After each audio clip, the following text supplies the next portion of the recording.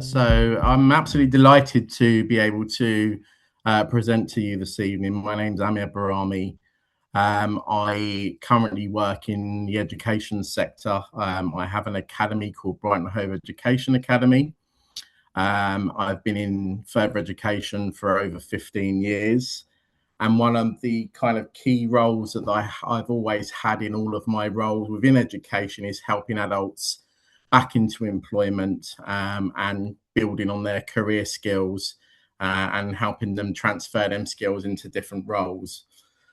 So I've been asked to talk about finding opportunities in what is a changing UK job market. And so what we're going to be covering this evening is the types of jobs that are being created and understanding what that future demand looks like. We're going to be looking at routes into employment, and there are many different routes into employment, not just the obvious one, which is applying for work and hopefully successfully getting work, but there might be some steps that you need to take to build a career for yourself prior to applying for a job. So we're going to be looking at that. We're going to be looking at transferable skills. I'm sure you've all had careers previously. Those that are maybe, again, I'm not sure how many people are working and how many people are currently searching for work. But I'm sure at some point you've had a career, and we'll talk about how you can make sure that the skills you've learned in your career can be transferred into other roles. And then we're going to be looking at kind of a modern working life. You know, is there just one job forever? You know, is there just one job for the next 10 years? I beg to differ. So that's something that we're going to be talking about as well. But first of all, I want to talk a little bit about me. I started my career working for American Express. And I started in a role which was called a youth training scheme. So it was a program very similar. You might recognize the word apprenticeship, very similar to an apprenticeship, where we would go round to different departments within American Express over a 2-year period while studying 1 day a week at college. I was never really ready to go to university when I was 16. I guess I would say I come from an alternative route, not your traditional UK route, which is study, do your GCSEs, do your A-levels, and then go to university. I didn't feel that was for me, and so I wanted to go straight into work. So this was a perfect opportunity for me to do that. I was in banking for over 10 years, working in various banks for American Express, for Lloyd's Banking Group as well, when I absolutely decided enough is enough and I needed a career change. There was a redundancy opportunity to come up, and so I decided to restudy and go to university to study business and then move into becoming a teacher. And there's a picture of me there with my father, proud dad moment. And I was actually 32 at that point. I also worked during my career in working in Greece, working in retail, and also owned my own jewellery company for a short period as well. And that was all whilst working in full-time roles as well. The jewellery company was. So we'll talk about that kind of modern life journey later on in terms of having more than one job, because I think that's becoming more and more apparent now, but you need to do it in a way that's sustainable. And then, of course, I went on to actually work for Brighton Hove City Council. I set up their adult education academy before then moving into setting up an academy for myself. So, as I said, I now run Brighton Hove Education Academy. We mainly focus on back to work programs, and we also focus very much on project management accreditation as well, which I'll talk about in a little while. I guess the key message from just very briefly talking about my career is that when I was in banking, I thought that's it. I'm going to have a job for life. But I decided to change my career, and I feel that it's, you're always learning. Lifelong learning happens throughout your life, and it's never too late to retrain and move into a completely different career. And actually, a lot of what I learned in banking, I took into education, because I worked as a commercial director for a further education college, Met Brighton. I then moved into being assistant principal for the Met, and that again was mainly working on apprenticeships and adult learning. So that whole kind of learning around how to work in a big corporate environment really helped me commercialize what I was doing at the college as well. And I was able to transfer them skills into the college. Okay, so this model just really looks at the old traditional model and we're talking obviously UK here, so we're talking about the fact that, traditionally you go to school up to the age of 16, you then move into college for a further 2 years to do your A levels or your BTEC.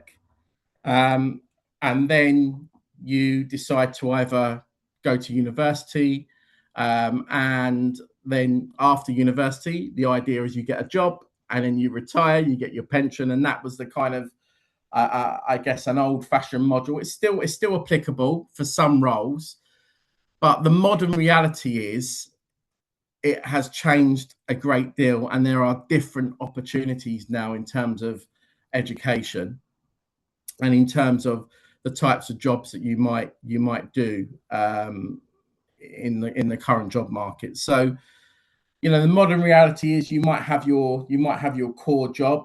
You might need to get that core job. You might need to do some volunteering. You might need to do a short course. You might have a side income. You might need to move into new sectors every few years. So increasingly, them adaptable skills that are required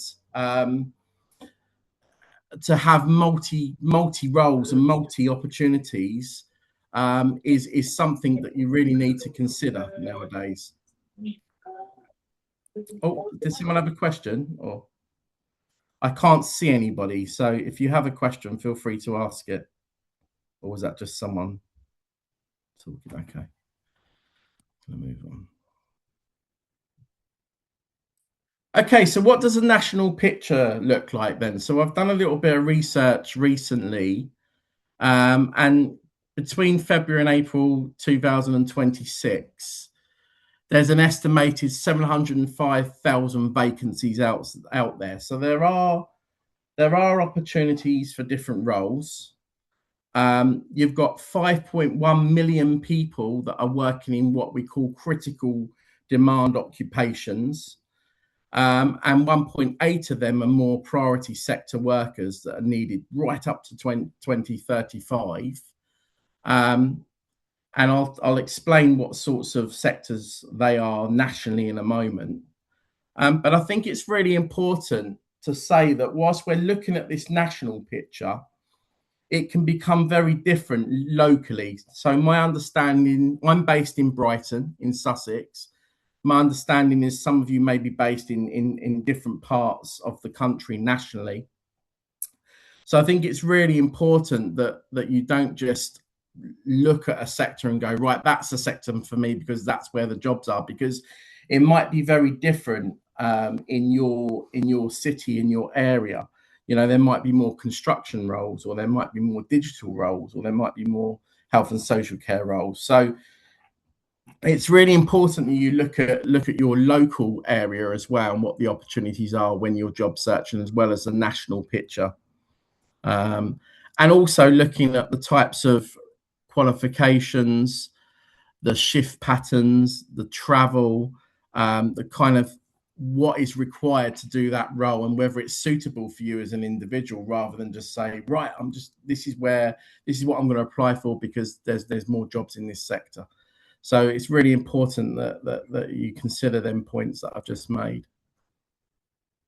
So where are the opportunities nationally then? So I'm sure you've heard, there's a real shortage of workers in health and social care. So there are a lot of roles, care worker roles, support roles, administration within health and social care.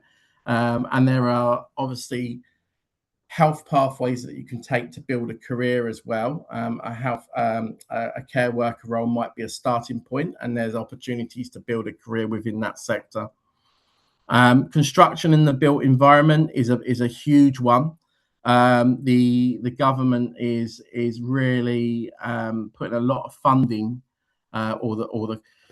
that might change. Obviously, we've had a new prime minister, but I don't see it changing. But there's an awful lot of funding going into courses for construction and trying to build that skills, because it's an age. Many people working in that sector are aging. So that is definitely a good area to consider. And I think that also with AI happening and changing roles a lot, that is one area that I can't see it changing as much. Okay, so whilst yes, architecture and planning and all of that side of it may change, in terms of carpenters, bricklayers, there's going to be a continued need for them types of individuals. Then of course we've got digital technology and AI. Cyber security is huge, digital marketing is huge. So that is a consideration for building a career in, and there are jobs within that sector.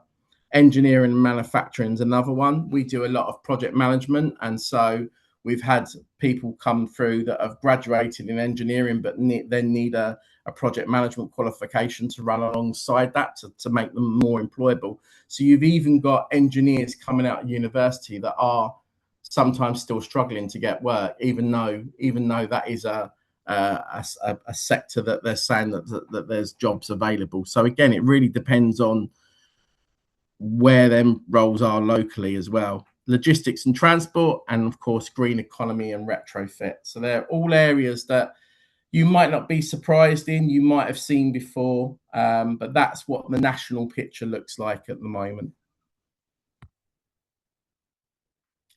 As I said, one thing I would consider when you're searching for a new career and you're looking at jobs is that local does matter. So I've put some 5 steps together that you might want to consider when searching for a job. So look at vacancies within a realistic travel radius. So we appreciate, or we know, don't we, that some jobs are remote, and that's fantastic. Many jobs are more hybrid.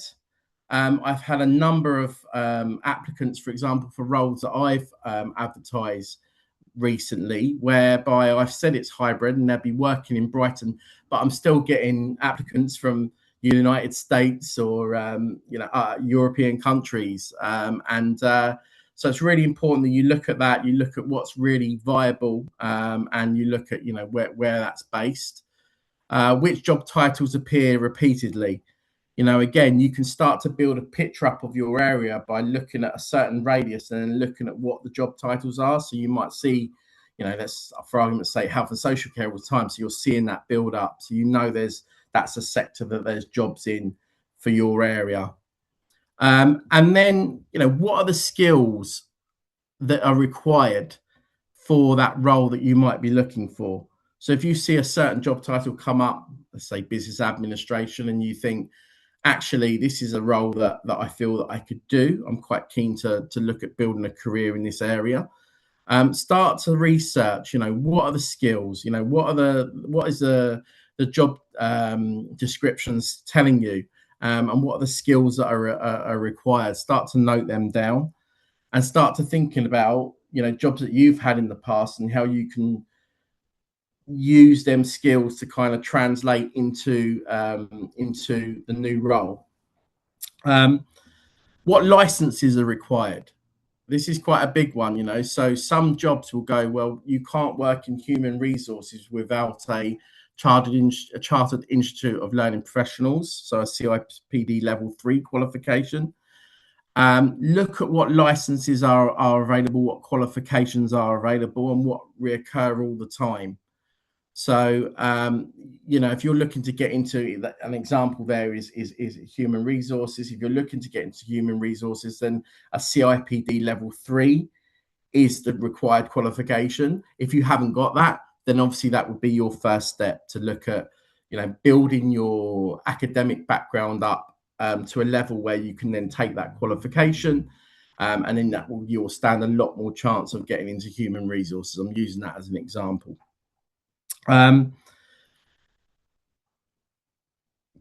Think about different routes in as well. So which employers, agencies and networks recruit locally? It's not just about looking for a job on Indeed or looking for a job on another platform. It's also, for me, about being proactive, speaking to agencies, doing as much networking as you can, local networking. And I'm sure Sarah will be able to talk to you about that as well in terms of what she does at the chamber. But networking is a really good way to start to build an understanding of a certain career and see what opportunities there are there for you. And then finally, the test, as I said, speak to people. There's nothing stopping you volunteering. You might not have a qualification, you might not have the skill set at this stage, but you're building into that career. Be bold enough to ring that company up and say, look, I'd really like to spend a few days volunteering with you. Is there an opportunity for me to do that? Through networking, can I find an opportunity to shadow someone that's doing that role, some volunteering, going to events. All of these are proactive things to do rather than just applying for jobs.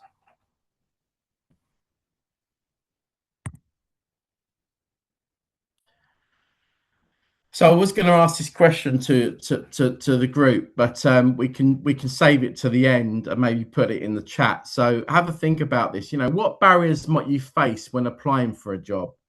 What barriers have you faced yourself when applying for a job in a certain sector? I'd be interested to know what that looks like, because there's a number of barriers that we all face sometimes when trying to build a new career. But there are, as I said, pathways into employment. And we've talked a little bit about volunteering. I'm going to go on to talk about that in a bit more detail. So volunteering is a really, really good way to build your UK reference up. So if you can volunteer in a sector that you're looking to get into, you can ask that individual to write you a reference, and there might be opportunities that come from that as well. So it's a good way of building your confidence. It's a good way of evidencing, experience that you've built up by doing that volunteering as well.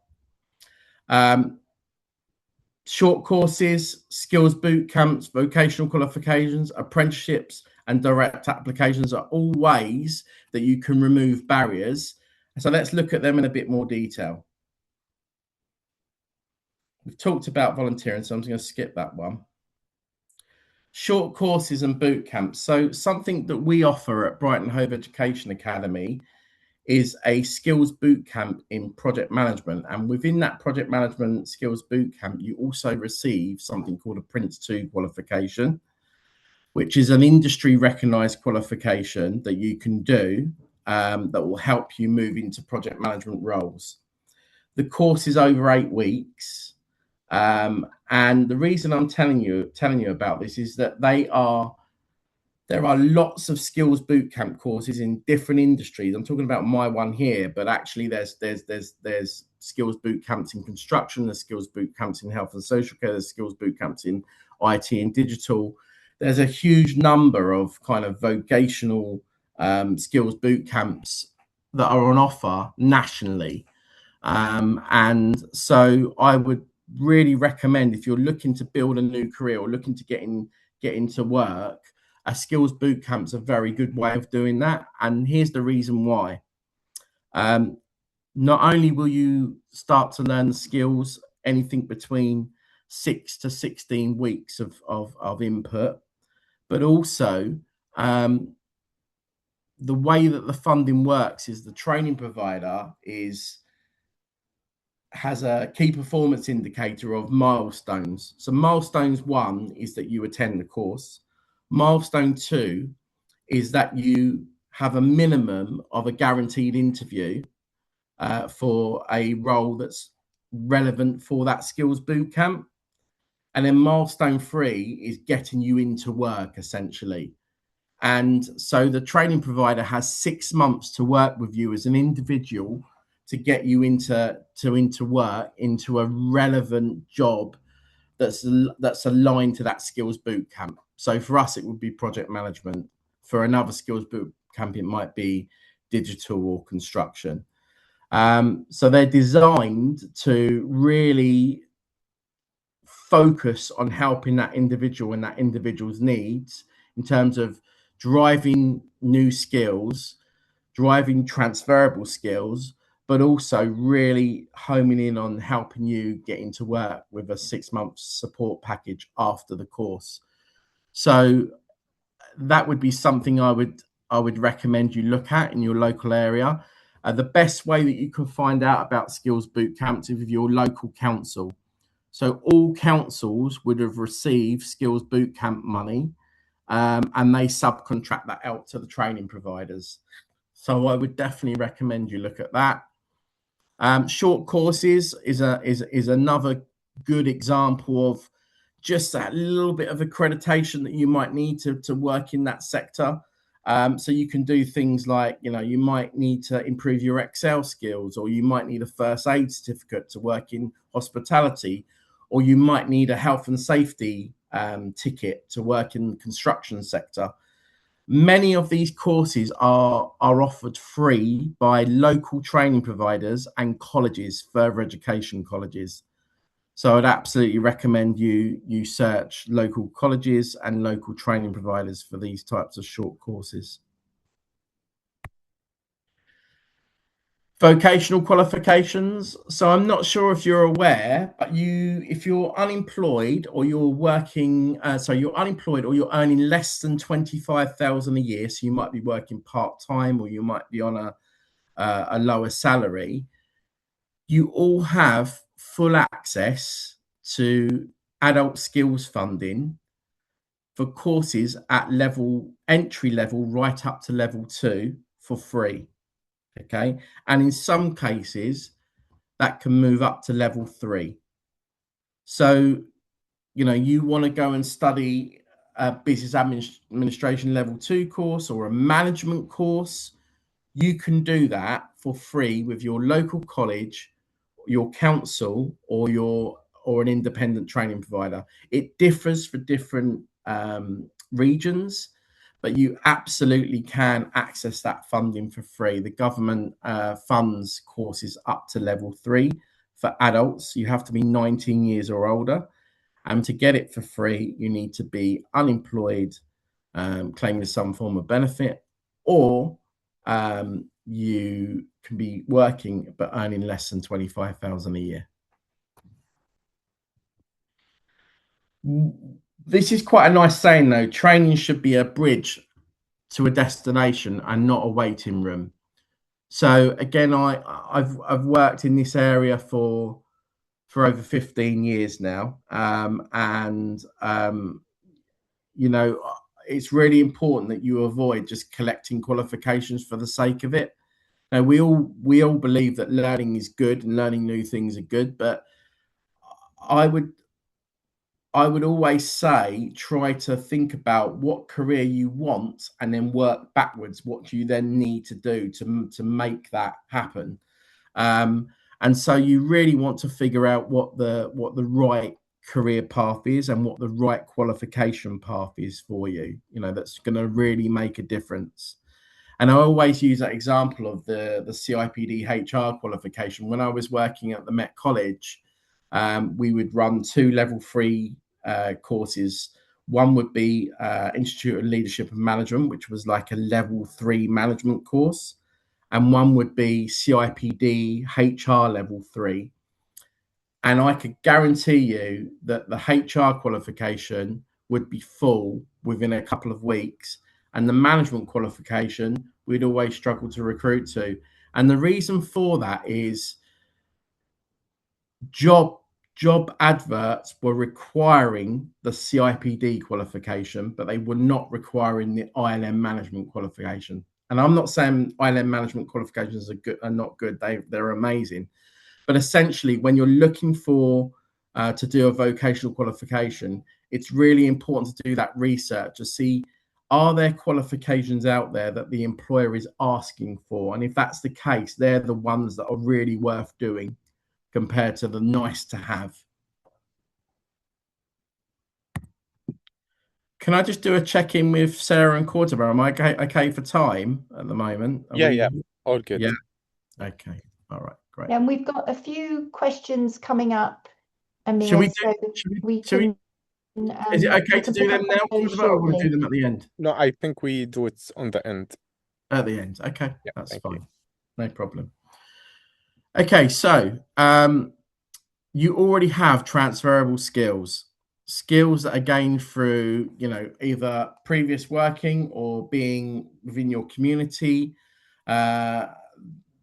Study is life. If you're a mother, you're a father, you've got a family. These are all transferable skills. So, communication skills, teamwork, organization, problem solving. You've heard all of these before. But what I would say to you is they are so important. And there are a number of occasions where I've interviewed individuals with a great CV, but some of this is lacking. So I cannot stress enough how important it is to be able to communicate, to be able to sell yourself as an individual in an interview environment or in a networking environment. Or in a volunteering environment, or just picking up the phone and asking to talk to an employer. These are all really, really key skills. And that whole thing around, resilience is key, because just going back to my story, when I got made redundant from the bank and decided to career change, at first I was very nervous about it. I was thinking to myself, can I do this? Can I adapt? And it put me under a little bit of pressure, so having them skills to be resilient really helped me to move into the roles that I then decided to do in the world of education. And I'm sure the same, many of you, for example, might have moved from another country to the UK. That within itself shows that you've got great resilience, to come to a new country and to start a life in a new country. I feel that I'm qualified to say that because my father done the same thing. So, a lot of resilience is involved in even that move, So that's a real transferable skill, and you can kind of use that in your applications and in your interviews for sure. In most roles now, you need to be digital confident. You need to be able to do the basics when it comes to using systems and learning tools and handling information when it comes to IT as well. So I think that's a really important skill to have. So it's all well and good saying that we've got these skills, but how are we actually going to clearly prove that we're able to do them? So I did put this kind of little exercise together. We don't necessarily need to do it now, but I would encourage you all to have a look at your CV, have a look at applications that you may have written, and think about how you can move, things like I'm looking after my family into more business employer language in terms of the skills that you're able to evidence of doing that particular thing. So there's a really good, I'm going to talk about STAR in a minute, which is an acronym that you can use to help structure your interviews and your applications. But also a very quick one is TED. So tell me, explain, describe. Always think about them things when you're telling an interviewer about there might be a competency-based interview where you're basically being asked, can you give me an example of when you've done this thing, like provided good customer service, for example? If you think about structuring that in a way that that person doesn't know anything about that organization that you worked for, and you're building that picture for them, you're building that picture, and that's when the evidence structure comes in. STAR. This has been around for a very long time, but is very, very effective. So using STAR application for interviews is a great thing to do. And it'll help you structure your answers. And there's nothing stopping you taking a piece of paper into the interview and writing down your structured STAR. So the situation, where and when did it happen? The task, what responsibility or challenge did you face? So what is it that you were trying to do?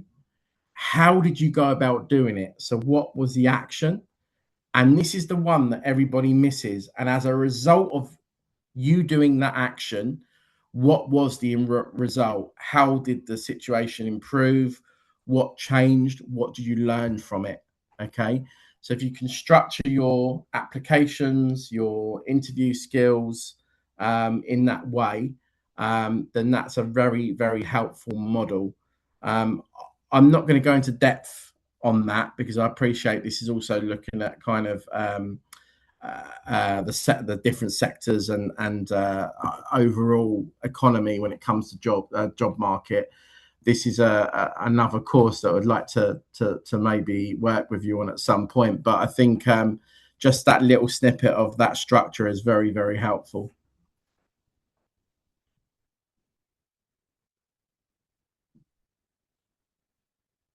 And again, I had another activity here. I think I'm going to get you to do this, actually. You don't have to share this with anyone, but let's have a couple of minutes at looking at this.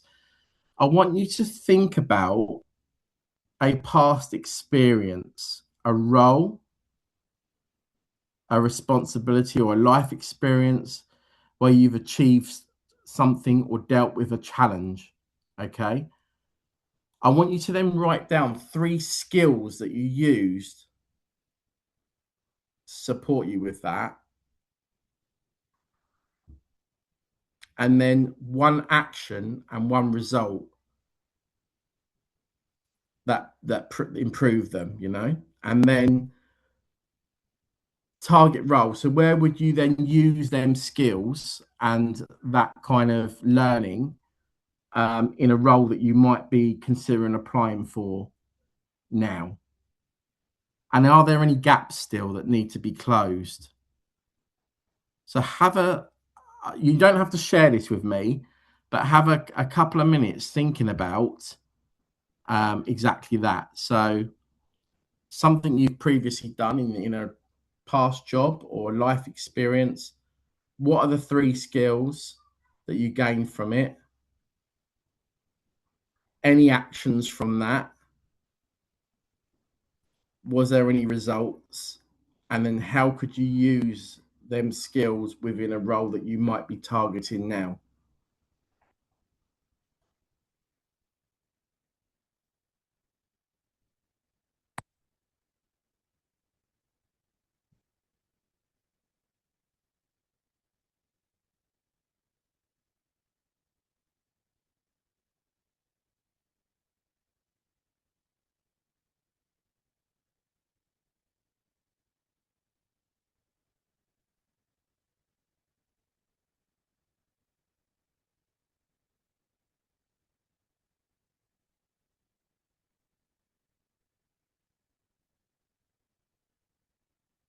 Feel free to maybe put it in the chat if you want to, but you don't have to. I'm just really more about thinking about how you can write down your transferable skills to target new roles that you're looking for.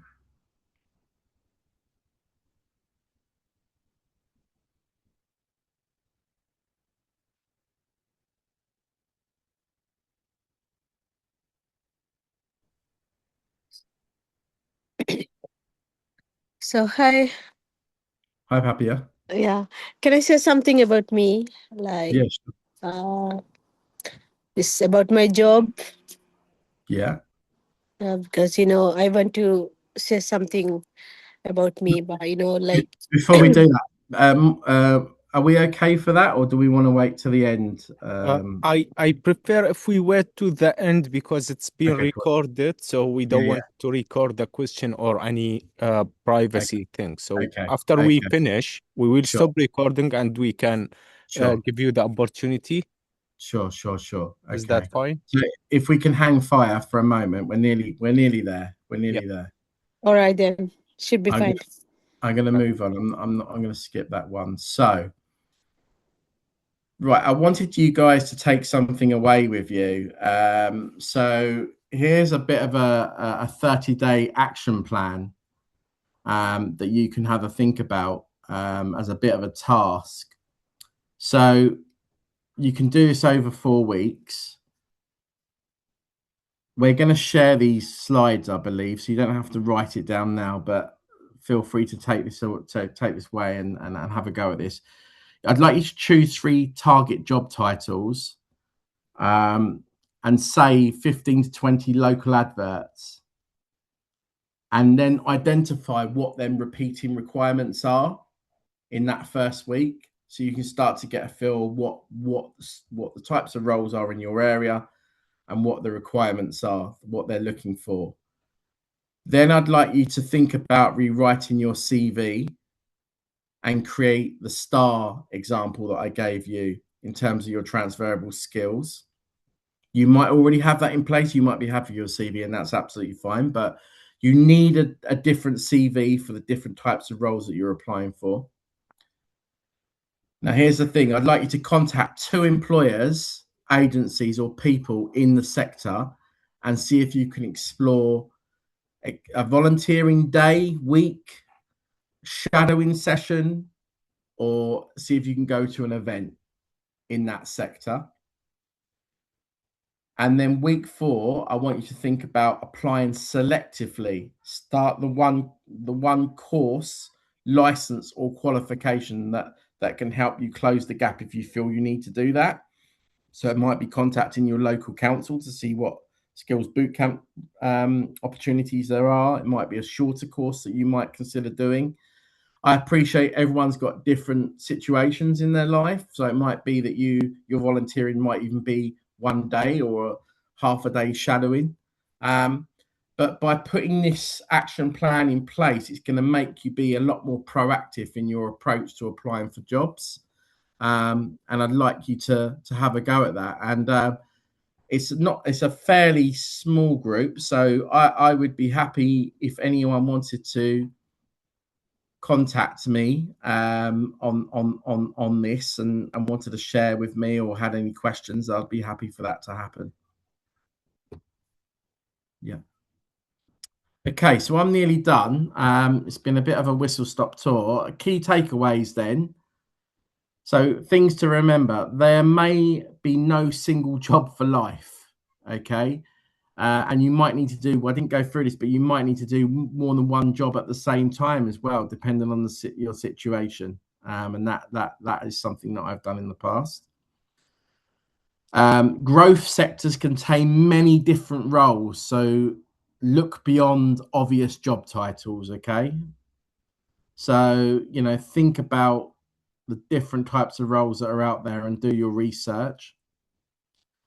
Choose pathways that remove real barriers.